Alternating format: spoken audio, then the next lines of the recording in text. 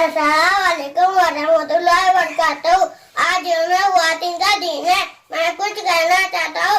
दुनिया की पहचान और दुनिया पर एहसास और घर की जान और बेबी बेटी माँ बहन बीवी बनकर घर घर की शान है। ना समझो तुमर को कमजोर कभी ये है रिश्ते की डोर। मर्यादा है तारा तारा की जान है। सबके लिए जिंदगी कुर्बान कर देती है। मेरा सिर्फ इतना सा पैगाम है, आए औरत तुझे मेरा साजू और सलाम है अपनी मर्जी। अस्सलामुअलैकुम वरहमतुल्लाहि वबरकातुहू। आज यौम ख्वातीन का दिन है।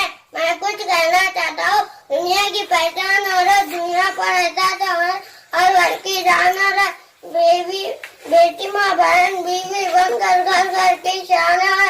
ना समझो तुमर को कमजोर कभी ये है रिश्ते की डोर।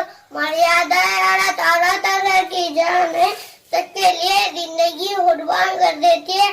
मेरा सिर्फ इतना सा पैगाम है, आए औरत तुझे